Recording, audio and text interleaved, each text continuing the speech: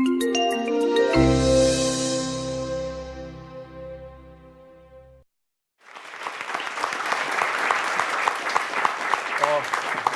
behalf of Google and the many Googlers here and those tuning in around the world, welcome. It's terrific to have you here. So if you're familiar at all with politics, economics, or general government affairs over the past few years, you're obviously familiar with Robert Reich. Certainly, there's more than a few things happening in the public sphere, so we're incredibly honored to be with you today. Robert Reich, everyone. Well, thank you very much, John.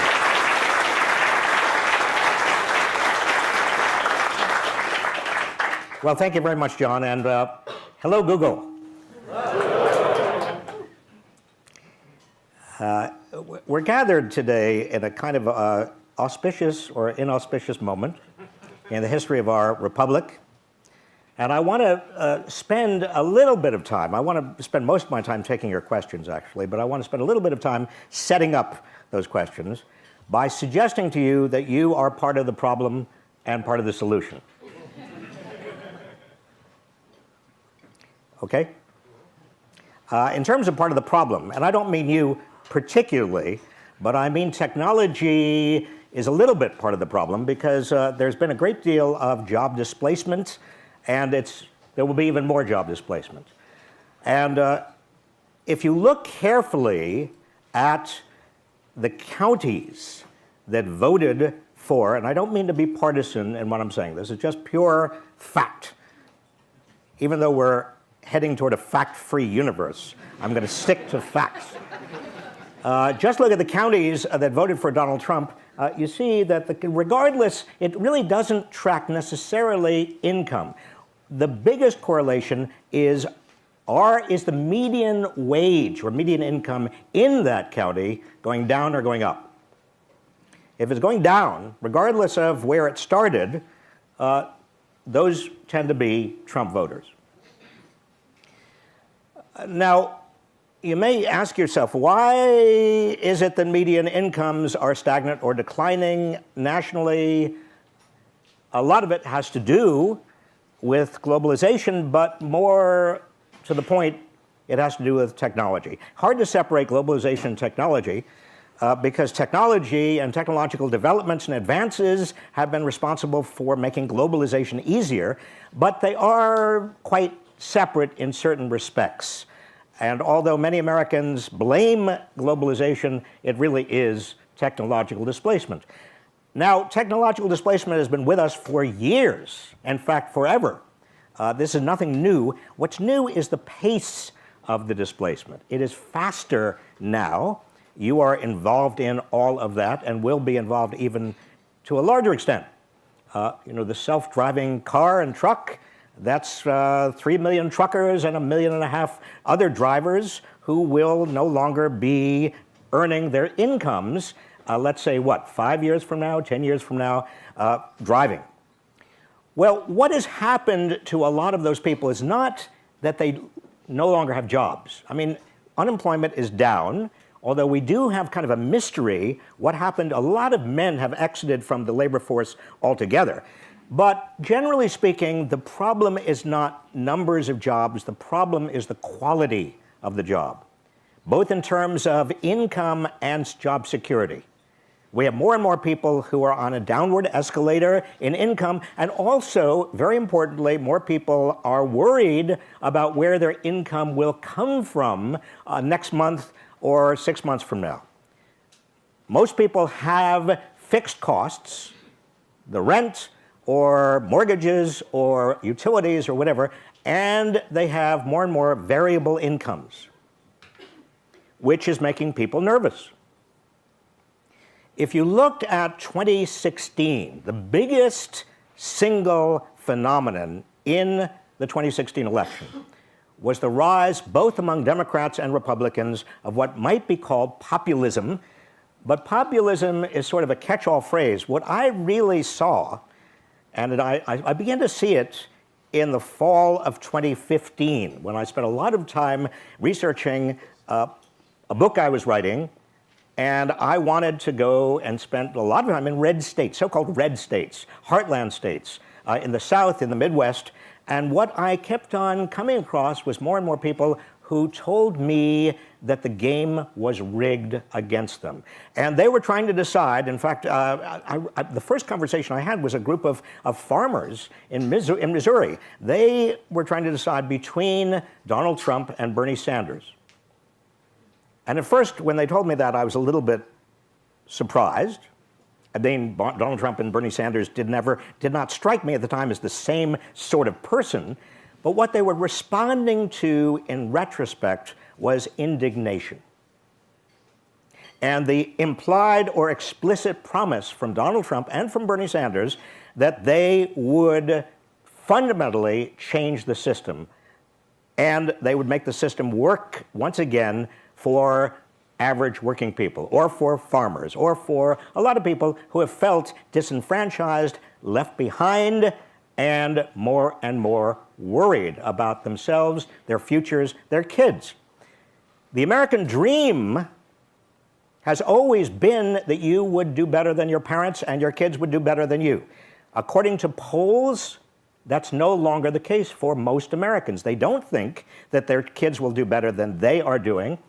And if you look at actual analyses, you see that about 50% or more of children born in the early 1980s will not do better than their parents.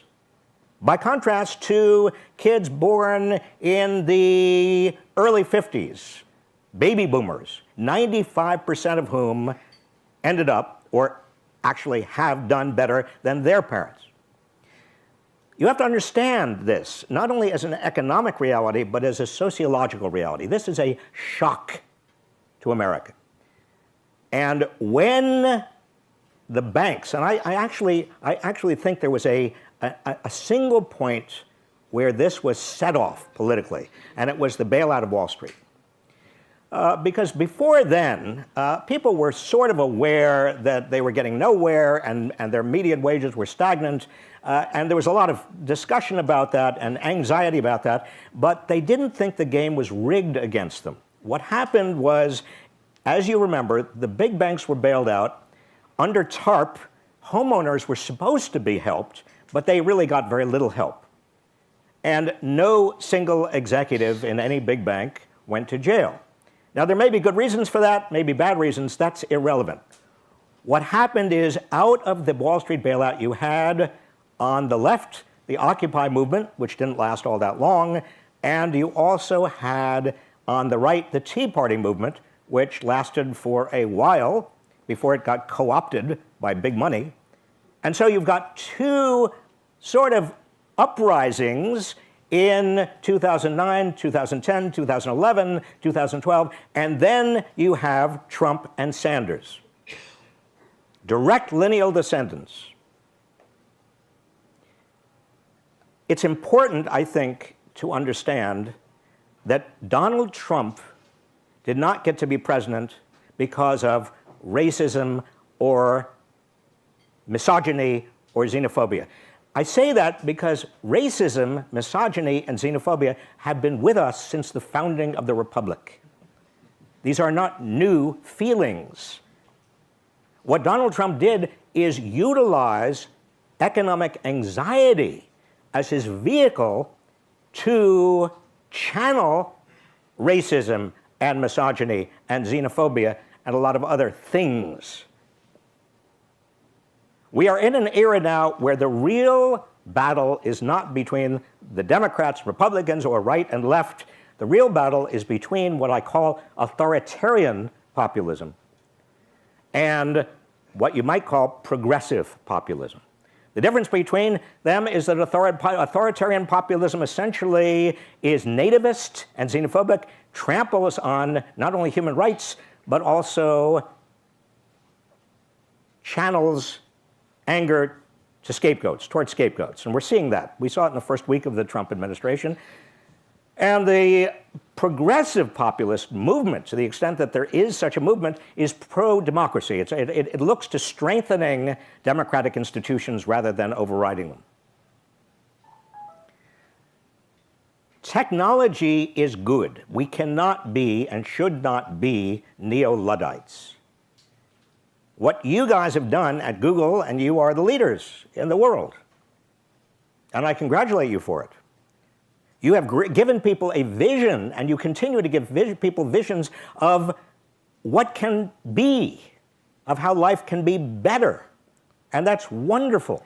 And don't ever stop. But that's not enough. What I want to suggest to you is that there are two areas where we need your help. I don't know enough about technology to suggest exactly what you need to do in each of these areas, but I do know that we need your help, we being our society and even the world. One has to do with enabling people to live better even though they may have lower incomes. Now, you could, and we can, if we're very clever, we could give people the skills they need to maybe get better jobs in the future. That is, there is a kind of skills mismatch. But that's not the big problem. The bigger problem is that as we move to a new world of technological displacement, a huge number of people, much larger than right now, are going to lose the jobs they have and be forced into lower wage work. It's not that they won't have jobs. They will have jobs. It's just lower wage jobs, given supply and demand, and less secure jobs. So we need, and you need, to think about, with people who are very much entrenched in the world of political science and sociology and politics generally, you need to think about how we construct an income supplement that works much better than the earned income tax credit, and also what might be called, and is called a lot of things, but a guaranteed minimum income in the future. We are also going to have to get much, much cleverer about strengthening democratic institutions. Now, in your heads, both of those tasks, that is, supplementing incomes or having a minimum guaranteed income, and also strengthening democratic institutions, they may sound non-technological. They are, I believe, technological, in part. And I would love there to be some convening of those of you who are technologically clever and creative with some people who are deeply entrenched in the politics and sociology and understand what's happening in economics, and try to come up with some range of solutions. Now, quickly, let me say something about Donald Trump. Because the issue here, to me, is not right versus left, Democrats versus Republicans, a standard set of issues. We can have differences. We do have differences in this country on the environment, or on women's reproductive rights, or on immigration, or on a lot of issues. And we've had fights for years over all of this. But there's something different here. One big difference has to do with something I just alluded to, and that is tyranny. And I'm using that term advisedly. I'm simply talking about a dismissal and disrespect of democratic institutions versus a constitutional democracy. And on the basis of the first week of the Trump administration, I've got to tell you, I am frankly very worried. The second level of my concern, again, has nothing to do with right versus left. And it doesn't even have to do with tyranny versus democracy and democratic institutions. It has to do with a personality disorder. I would take a right-wing president over somebody who demonstrates all of the characteristics of a sociopath. And I say that quite seriously. I think we're in trouble. I know that there is a 25th Amendment to the Constitution that provides a vehicle for removing presidents who are mentally impaired in some way. Maybe that's the way we go. But I am quite shocked, as some of you are, at the disregard, at the kind of craziness. I mean, I've been in White House. My first job was in the Ford administration. I mean, that was a Republican administration. Do you remember? I worked, my first job actually in the Ford administration was in the Justice Department, and I worked for a man named Robert Bork. So I am not, although I am now labeled as a card-carrying liberal Democrat, I have seen government for years in many different situations and under many different presidents. I've never seen anything like this. This is a problem, folks, and it's our problem.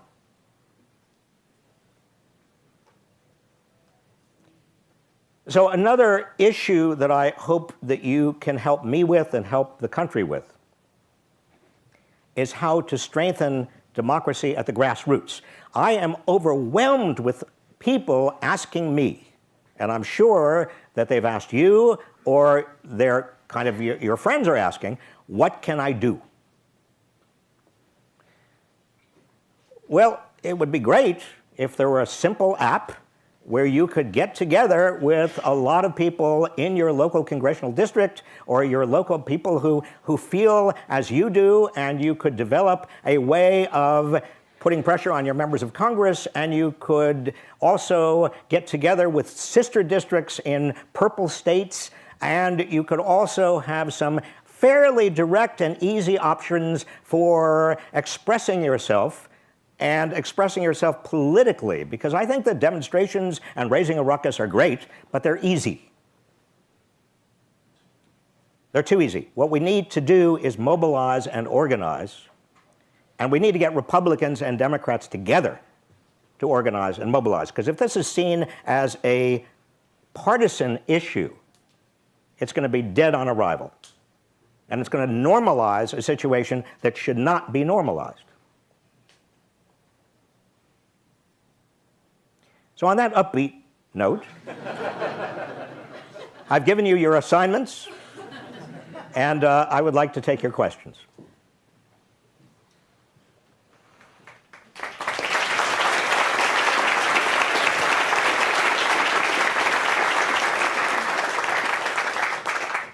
Well, the strongest objections to universal basic income, pretty predictably, are people who say, oh, this is socialist, another socialist, or if people get a lot of money, they're just going to piss it away.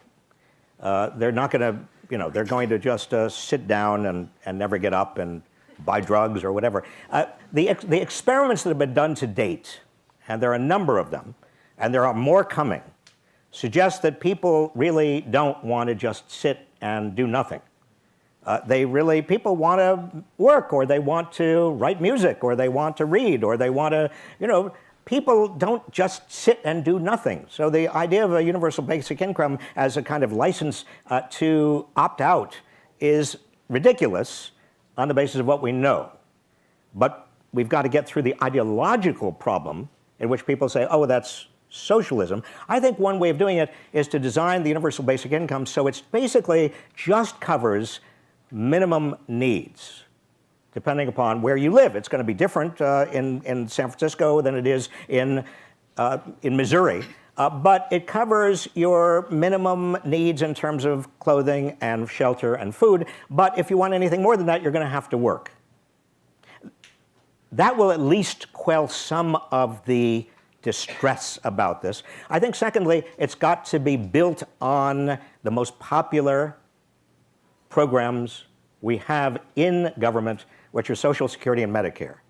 In fact, if I were designing universal basic income, I wouldn't even announce it as universal basic income. I'd make up another word, and I'd make it Title V of Social Security.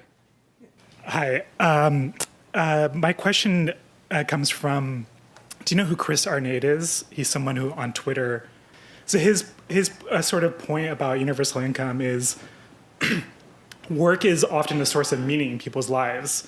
I know it is for me with my colleagues and so on. So how would universal income take care of that issue? Well, work is a source of meaning, and it's also a structure that gives people meaning. But universal basic income doesn't mean we get rid of work. That's my point. People are still going to work. And work has, by the way, two different meanings in this context. Some of it is paid work and some of it is unpaid work. A charitable work is very important work. So yes, we want people to work, but we don't necessarily want them to have to work on 3 or 4 jobs 60, 70 hours a week and not make enough to support their families, because technology and, incidentally, less importantly, globalization is taking away their livelihoods. We have a question from the Dory. How can we help the people like the proud coal miners who have worked very hard at a job that's going away, who link their self-worth to their work and don't just want handouts and resent the people who receive them, but they don't have any marketable skills and they just want their old job back? There's not just the universal basic income. There's also something that needs to be expanded right now and we don't have to wait to the universal basic income. And that's called the Earned Income Tax Credit. That is a wage subsidy. And if you have the hardest problem has to do with groups of employees or workers who are impacted in a geographic area where there's not a lot of alternative work. Coal mining is a good example. I mean, look, those jobs are not coming back, and we've got to diversify those Appalachian economies, and that means create new possibilities and new work and new job ladders and new careers, and it's got to be realistic for these people. They've been promised for years. Politicians have come in and said, oh yes, we're going to have all kinds of new jobs for you, and then no new jobs happen. Look, when I talk about populist and the populist rebellion, I want you to really understand, and this is it could be hard because you're pretty well off, and you're living in the peninsula here, or maybe people who are tuning in are living fairly well. There are very large number of people in this country and also in other advanced industrial countries who are on a downward escalator, and that is frightening. Hillary Clinton began her campaign with the statement that I thought extraordinary. She said the deck is stacked in favor of those at the top. Now, this is Hillary Clinton. Hillary Clinton, is as close to an establishment figure. In fact, she did play the establishment figure, ironically, allowing Donald Trump to play the anti-establishment figure, when in fact Donald Trump is probably more establishment than anybody, certainly in this room, or anybody I've ever met. But nonetheless, he played the outsider to her insider, and she and he and Bernie Sanders all gave the same theme, and that theme is the game is rigged against you. And the reason they gave that theme, and the reason any politician says anything, unless it's coming from their gut, and I think, by the way, Bernie Sanders, a lot of it was coming from his gut, is because political consultants and pollsters are saying to these people, this is what people believe, and unless you really believe to the contrary, this is where the country is right now. And so what I want to stress with you is that most Americans believe the game is rigged against them, and it's not just because they're not doing well, it's because they think that politics is corrupt. And they're right. Can I just spend a moment on this? I mean, I've been in and out of politics all my life, and the amount of money coming into American politics, particularly from big companies. It used to be you had labor unions and you had public interest groups and you had all kinds of, it was a much bigger mix, and it was not nearly as much from big companies. You had countervailing power. You had small businesses. You had small local banks. You had political powers, political parties that were located and grounded in the local level. You had labor unions. In the 1950s, 1 out of 3 people in the private sector in this country was a member of a labor union. Now, fewer than 7% in the private sector are unionized workers. So you no longer have what John Kenneth Galbraith, in his great classic book of the early 50s, called American capitalism, the theory of countervailing power. You no longer have countervailing power. You basically only have, in Washington, big companies and a lot of money and a lot of lobbyists, and they are calling the shots. And what are they doing? Well, they are not evil. They're not trying to be bad or evil, but they are simply pursuing their own interests. And the cumulative effect of every big company pursuing its own interests is what? It's tax cuts for big corporations. It is regulatory so-called relief. It is all sorts of rules for the pharmaceutical company that actually increases pharmaceutical prices.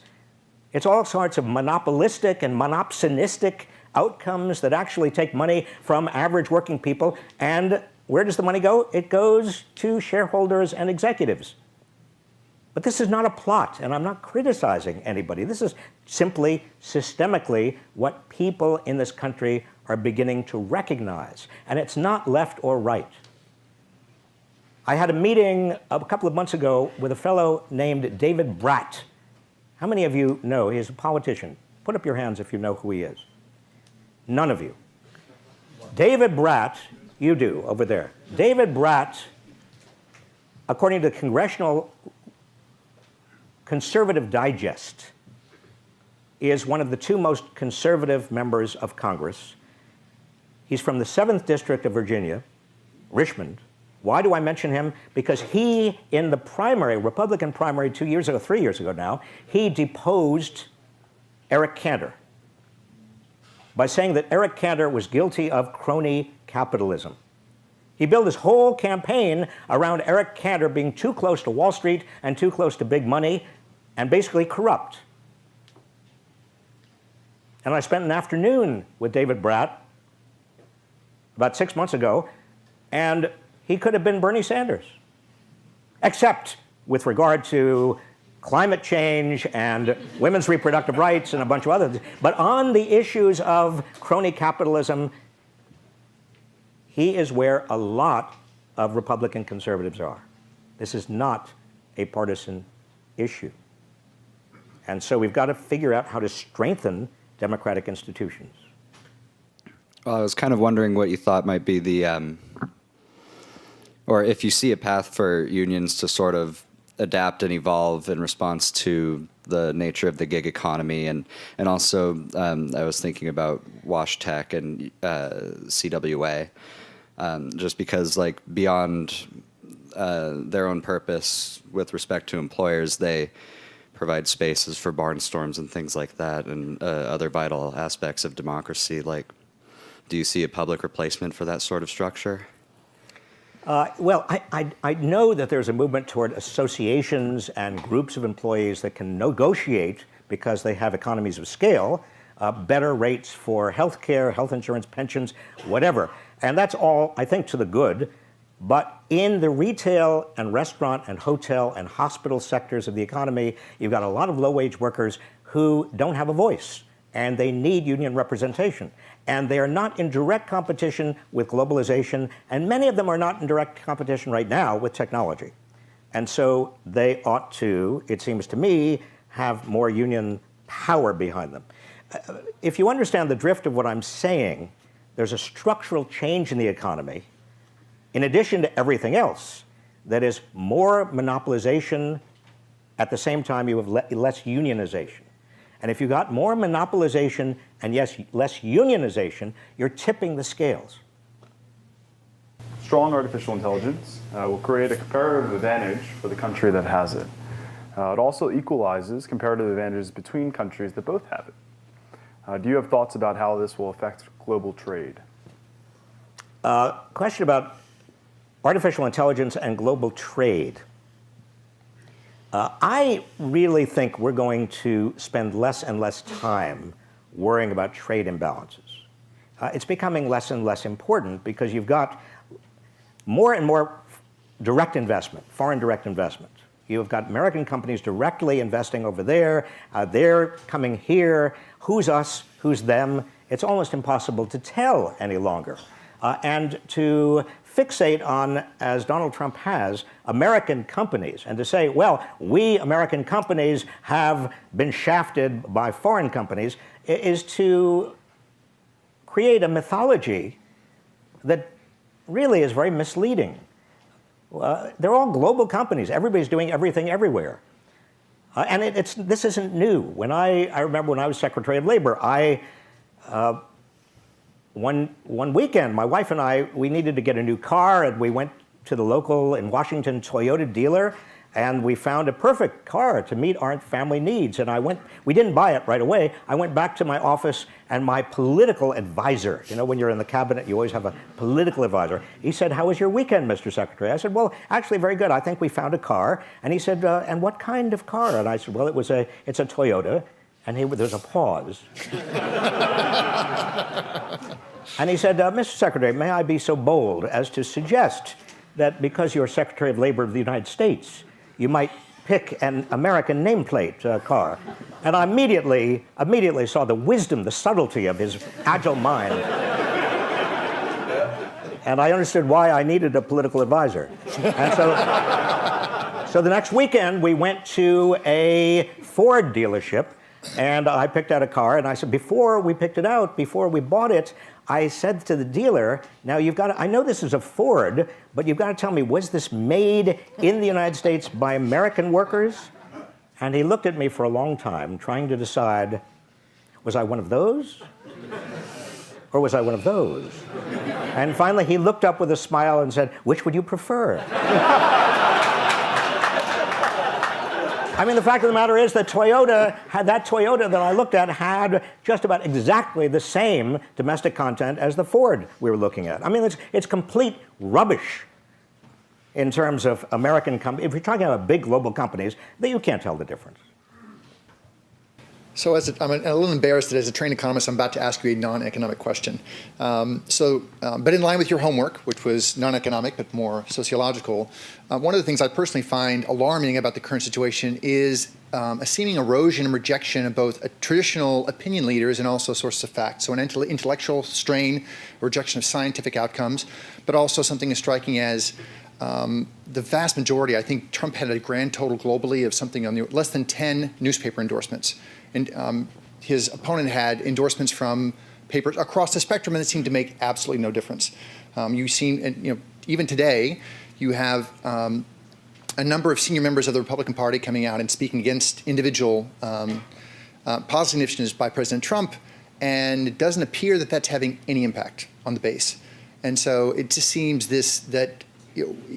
how do you have a discussion around civics and around responsibility in a democracy when there is a seeming vacuum in opinion leaders to form public opinion and, frankly, a rejection by swaths of the population in the intellectual rigor that gets you to good outcomes? Well, first of all, you've got to understand that one of the ancillary casualties of this populist revolt is the mainstream media and a lot of so-called opinion leaders. And that's a big casualty. And it's not sudden. It's been happening for years. I remember one of the opinion leaders, as you put it, who brought down Richard Nixon was Walter Cronkite. And those of you who are old enough might remember he was a news anchor that everybody watched every night. And in the 1950s, one of the people that brought down Senator Joe McCarthy and his communist witch hunts was Edward R. Murrow, who everybody watched and trusted. But now we don't have that kind of person. And you're raising not only that problem, but an even bigger problem, and that is a democracy is based on truth. And it's based on shared facts and shared analysis. Not everybody's going to agree on every fact, but at least there is a consensus around some key facts. If you've got a president who spouts lies, big lies, over and over and over again, and criticizes the media for correcting him.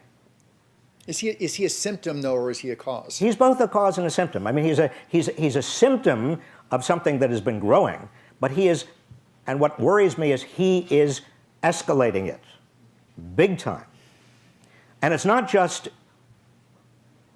dumping on the media for criticizing him, it's also substituting his own direct tweets and rallies and saying, as he did last week and as his press secretary said, you can't trust the media, you can only trust Trump's direct statements. Now, if we ever get to a point, and I hope to God we don't, but if we ever get to a point where the independent, neutral media and fact finders and scientists and everybody else, they are rejected in favor of what a president, whether he's called Trump or anything else, says is the truth, then that's the end of our democracy. Then there's no way of holding him or anybody in his position ever accountable again. And that's part of the attack on democratic institutions. So, immigrants who are skilled and able to, it's difficult to make that transition. And in the past, America was that place. Open immigration, a lot of opportunity and growth. But, you're saying that our expectations are going down. So where are the shiny spots in the world? And what are they doing economically that is different here that maybe they should adopt? America has always been a shining example to the rest of the world of a melting pot. Anybody can come here and make it. And it has attracted some of the most talented and ambitious people around the world. And that has been a huge plus. That's not a zero-sum game, it's a positive-sum game. And you ask where around the world, who is doing it better right now? And honestly, I am hard-pressed to come up with somebody who's doing it better because we have something that most other countries don't have. We have a polyglot culture. There is not. There's a tradition of immigration. Most of us are here because some ancestor migrated here. You can't say that about most other countries. And so when we become nativist, isolationist, when we turn our backs on our own tradition, we are not only losing our economic way, because that's a huge cost for us, but we are also losing the moral authority in the world that comes with being the hope of the world in terms of upward mobility. And on top of that, unfortunately, we have a president who is, and everybody knows this, no matter what he says, he's declaring war on Muslims around the world. And I'll tell you something, if he goes much further, my recommendation to all of us here in this room and everybody else is we all convert to Islam.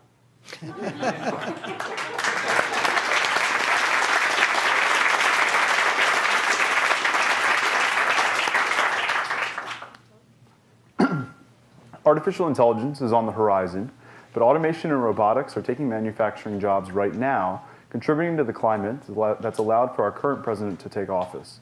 What would you recommend to the president, or to the next president, to reinvigorate the Rust Belt? Well, I'd recommend this to Donald Trump if he ever asked me as well. Manufacturing is coming back. Manufacturing jobs are not. And that's an important distinction.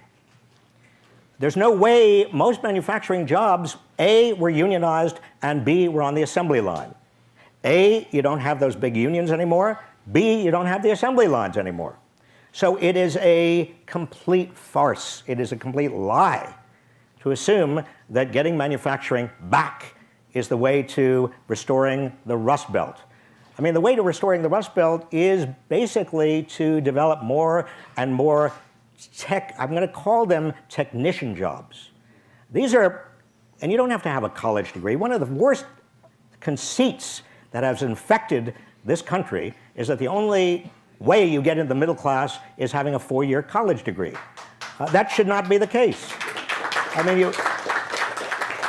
It is not the case in Germany. It's not the case in various places around the world. We have a lot of people in this country who should be able to get a first-class, world-class vocational technical education and become technicians who can upgrade, install, and monitor and develop all of the gadgets that are going everywhere into automobiles and into offices and every place else. We need these people. There's a demand for these people. And if somebody has the last 2 years of high school and maybe the first year, possibly the next 2 years of some sort of a community college, and get mastery of a domain of knowledge that enables them to thereby learn on the job thereafter. Those are and could be terrific jobs in the future. But we're not doing it. We should be. Earlier, you were talking about the earned income tax credit and how it's not sufficient. Could you talk about what's wrong with it and explain it in the problems? Yeah, the earned income tax credit, the three problems are it's not big enough. That is, it ought to be both larger and it needs to extend higher on the income ladder. Number two, it's paid in a lump sum once a year, which makes no sense at all because it's very hard for people to utilize a lump sum. It needs to be paid weekly or monthly as part of your regular job. If you have a regular job, or even if you have even if your job is part-time, you ought to be able to get it regularly. And thirdly, many people, about half the people who are entitled to the earned income tax credit don't even know they're entitled. And so there's a big industry that rakes off a lot of that earned income tax credit by saying to some usually poor person who's entitled to it, look, you're entitled to something, I can get you, just sign here, and basically they're signing away a third to a half of the earned income tax credit. This is ridiculous. It's a very important program. It's, as I said, it's the largest anti-poverty program we have. Conservatives like it. Milton Friedman invented it, for crying out loud. But it needs to be administered much better. And this is something else you all can help with in terms of making it easy. If there is an app that a poor person can use to find out everything that they are entitled to, food stamps, earned income tax credit, and they can easily apply, and they can get what they need, and it's transparent, that would be fabulous. Thank you for highlighting the increasingly lopsided distribution of wealth. With artificial intelligence, don't we see an even greater concentration of wealth to those who develop our overlords? Especially since it will likely encroach into the higher-paying knowledge/service industries. There's a hashtag here, but I'll avoid reading it. Okay. Well, look, we all understand, I think, that the reason that more and more income and wealth is being concentrated is not just because the market is organized that way, or it's not inevitable. Let's put it this way. Some people say, well, it's just market forces. Well, there's no inevitability around market forces. The question is always, how is the market designed and who designs the market? And the issue with regard to a lot of, whether you're talking about artificial intelligence or any other kind of technology, has a lot to do with patents and copyrights and trademarks and intellectual property in general. Intellectual property law doesn't have to be exactly the way it's now designed. If anybody who's an intellectual property expert here knows, and I'm certainly not accusing Google of anything, but you know that the length of time of a patent or a trademark or a copyright continues to lengthen. And with, for example, pharmaceuticals, and I think in certain other industries, you now have the ability of companies to lengthen those patents or copyrights or trademarks almost infinitely on the basis of very small cosmetic changes. And if you have a fleet of attorneys willing to go to court to support you and to accuse anybody else of patent infringement or copyright infringement, well, you've got it made. So all I am suggesting is that there is nothing inevitable about intellectual property that means that wealth has got to be concentrated that much in the hands of the owners of the intellectual property. I think we would have as much, if not maybe more, innovation if maybe the holders of some of those intellectual property patents didn't have as much of a return on those patents. Do you understand what I'm getting at?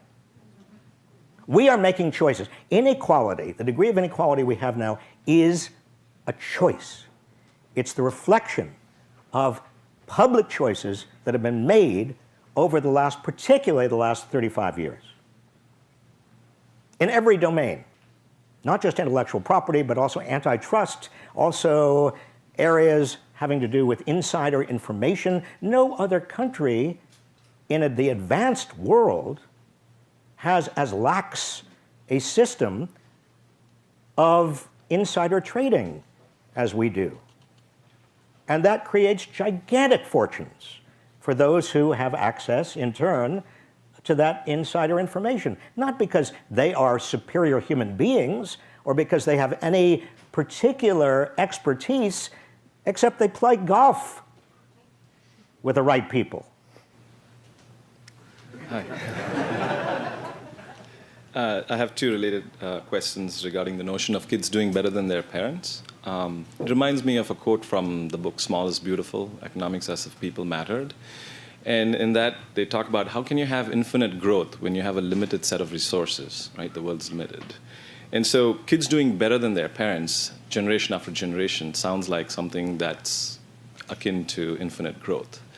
And the next thing is, when we talk about guaranteed minimum income, how do we get the kids doing better than their parents notion, especially if kids don't want to work and they're happy with the minimum income, but feel entitled that they should be doing better than their parents?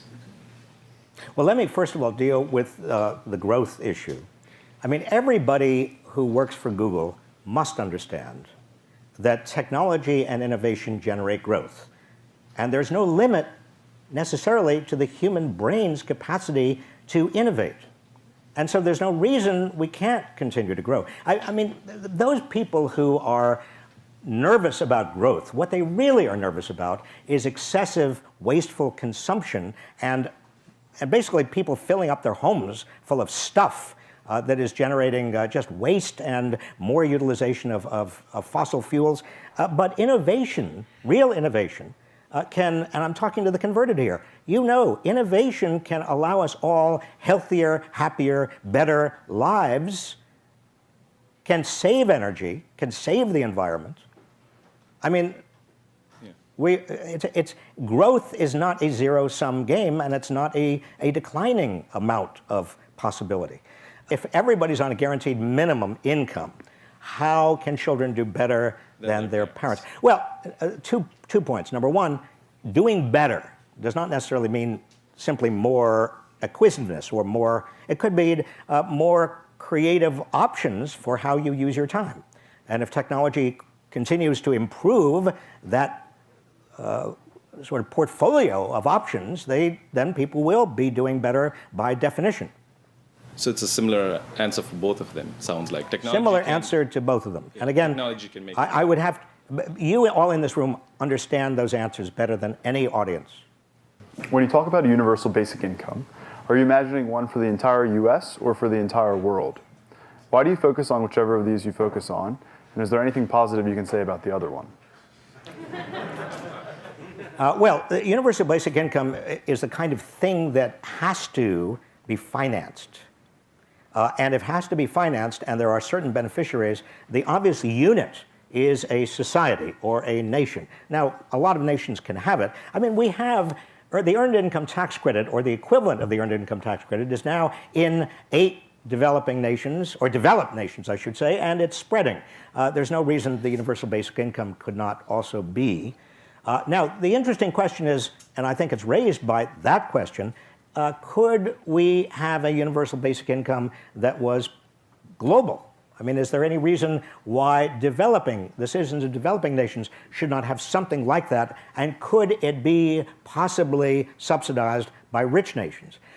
I suppose that is possible. That would be wonderful, but I think we have to at least establish the universal basic income first before we start pushing it in that direction. It's going to be hard enough. But let me tie this back, if I may, because we only have a couple of minutes left. And I want to tie it back to something that I said initially. We are right now in a crisis in terms of our democracy, and also, to some extent, in terms of the conditions that led to our democratic small d crisis. There is a silver lining. The silver lining is that more people are more engaged right now politically than I have seen in my memory, at least since the Vietnam War. And that is a great thing.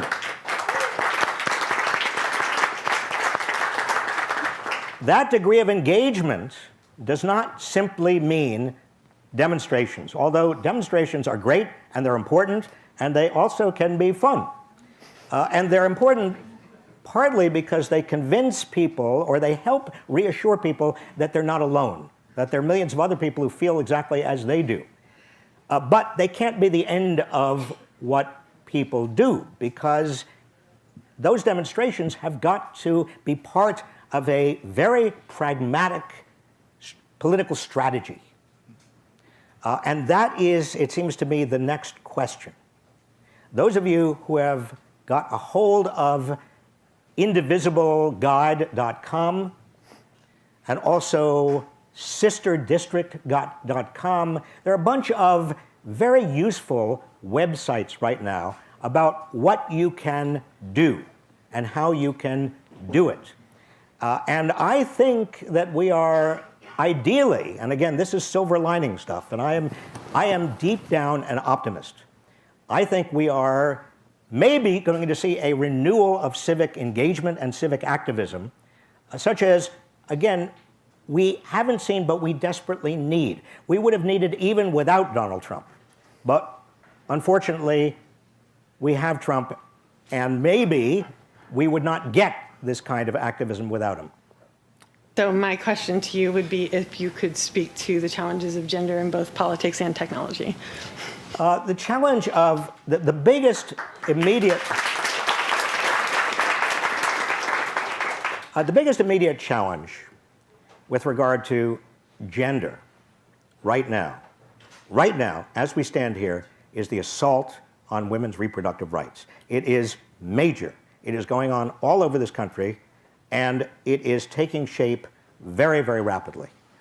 A lot of you women here, you take Roe v. Wade for granted. I was alive before Roe against Wade. I saw what happened. The result is not fewer abortions. The result is more deaths and maimings and serious injuries. And I think that that, to me, is something that is not just a woman's issue, it is a men's issue, it is a family issue. We all have to get behind protecting Roe against Wade and a woman's right to choose. Secondly, with regard to technology and women, let me just say this. I worked with a fellow for a number of years named Larry Summers. He was president of Harvard University for a time until he made the preposterous statement that maybe women's brains are not really suited for math and technology. That led appropriately to him no longer being president of Harvard. I think that there is no reason that women should not be as plentiful in this audience as men. And this is not, believe me, in any way, directly or indirectly, a criticism of Google. I just mean women should be in technology. And what we see, and I teach at one of the best universities in this country, my students are more than half of them are women, and my best students are all women. Not to stereotype. So I think that women have got to be encouraged to go into math and science and technology, and it's all of our responsibilities. On that note, upbeat as it is, I want to thank you for your time and attention. The reason, let me just say, the reason I accepted your very kind invitation to come today is because I really feel that, as I said at the start, you have not only a part of the responsibility for what's happening in this country now, but also a big part of the solution. And I hope I have made myself clear about some of the directions that solution needs to move in. One final point on that notion. not only in terms of technology and technological development, I do hope that Google, as well as other big high-tech companies, become very clear and articulate in their opposition to what is happening in this country with regard to nativism, xenophobia, and also an attack on democratic institutions. Thank you all.